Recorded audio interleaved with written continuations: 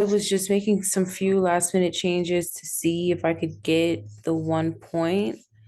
But some of these first errors that they're saying are mistakes are things that I did in tutoring and was literally walked through from start to finish. So I'm not really comfortable really going in and changing 11 or 26 because I had help with all of that. So I'm not even sure what I would change, but I do want to start with the prompt bank because we had a nice template that made it a lot easier. Um, with this one, these are the questions and statements that are going to be used through the program. Uh,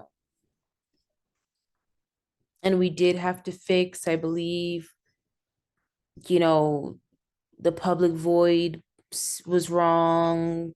The name for this one as well, the populate, and we had to fix that, change it, to correctly identify statements and questions. And I added a few here. Um, and then I went back to my Zybic for an example, which I also did this with a tutor. Went back to my Zybook for an example of how to find a random. And we even used Google in tutoring to figure out, how to identify, a random from an array, I believe is what we were looking up at the time. And we have those here. Um, and then when we go to Eliza, oh, let me get out of here. And now in Eliza, Project Eliza. So, so from start to finish, just reading the directions, we know, first we're really looking at the example. Um, we know that we're going to be using the first word from the response from whatever the user's input is and the last word. And I believe it explicitly asks for that in the requirements as well. So me and the tutor began doing just the very simple, inputting the scanner because first thing we're going to use is the user's input. Well, first thing we're going to be using actually is we're going to be starting it off with hello, my name is Eliza. And then we receive the user's input. And then we call that S. So whatever they tell us their name is, we then would reply hello S, which is whatever the user inputs, and then we tell them to tell us about our day, which then kicks off, the dialogue. And then that would be J. And that is kind of where I left off, which no, we also did this. That's kind of where I left off. And then we began building the method for first, last. And the tutor and I went through this where, the string J represents, maybe one word, maybe multiple words that, the entirety of the user's response, in which case from that we would need to pull the first word and then the last word in order to give more responses. So then we built a for loop. We began a for loop, and from this we're saying, it begins at 0.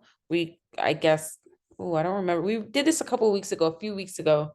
And since then, I've completed 6, 7, a little bit of 8, and a lot of others. So I don't wanna misquote him, but in this for loop, what we're extracting is, I believe, the first word before a space is what we're identifying with this. If j dot chart at equals, and then the empty space, what we're identifying are is or are the first characters, whatever is before the space, the first space. So, and then I added, I think we literally stopped at this line, and then I added that would return first word. And so from there, I do think there was something that was supposed to go, like we were supposed to go back up here before this public static and insert something, but I had to finish up with him. And I mean, from here, I definitely know, just from reading the directions again, I think from here we stopped at maybe the number 7. And so then I've got, you know, this to finish. I already finished my methods at this point. So I know I just wanted to do what I know that I could do, or do what I thought I could do, which I know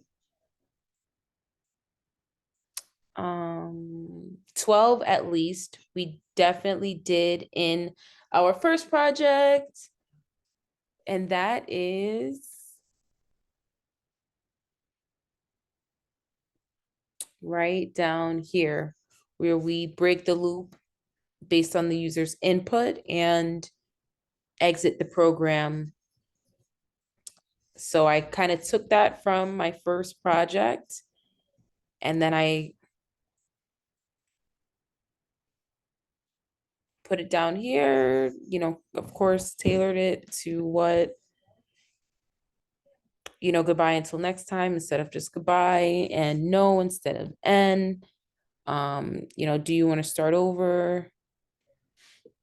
So then I, started to kind of work from the outside in, just doing what I could to kind of build the rest of this part of the code. So, the program asks if the user's input ends with, exclamation, question, or period based on, how it ends, you tailor the response.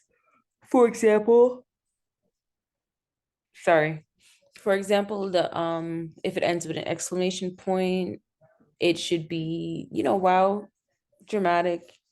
And then we're using the first word and last word of that response. So that we have here, and that's if, which I'm not even sure if this is right. I kind of just kept changing this based on what error I was receiving in Zybook. Um, which the errors in Zybook start even before, I started this, but I'm not, comfortable changing anything on 11 or 26 because those lines I had help with from, I don't know. I think it's okay. But I was changing, the if statement around just kind of based on what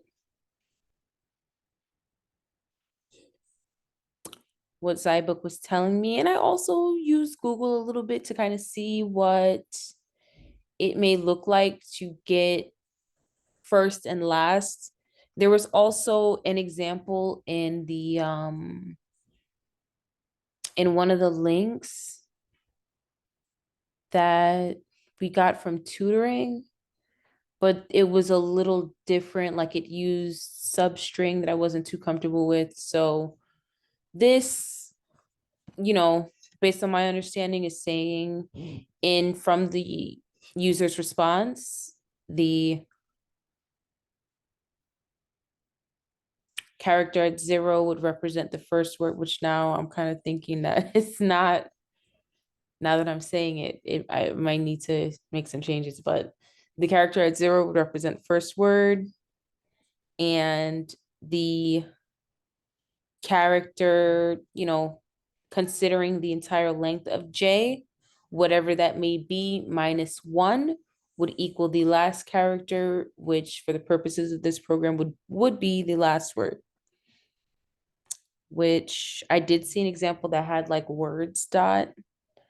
which maybe I should have used that instead, because now I'm thinking, this might even return letters instead of words based on the user's input. So I definitely see some mistakes now that I'm going through it. But just in the interest of time, to keep it going,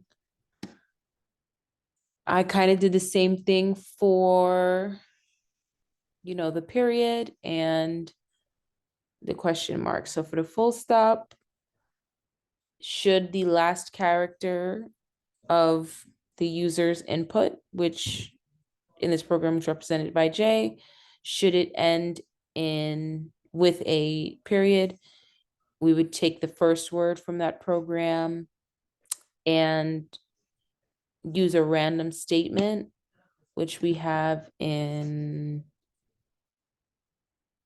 or which I copied from the prompt bank when I made a method here for random statement trunk.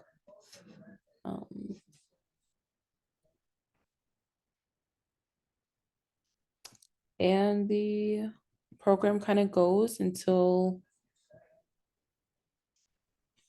the user, and this, I mean, I still have this from my calculator project.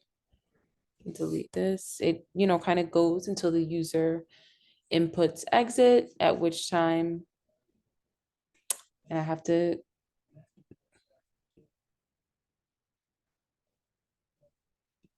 delete this.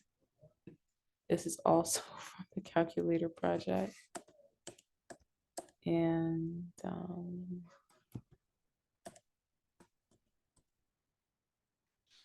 then once exit is read, it asks the user, do you want to start over? In which case, if the user enters no, it says goodbye until next time. And that's what I've got.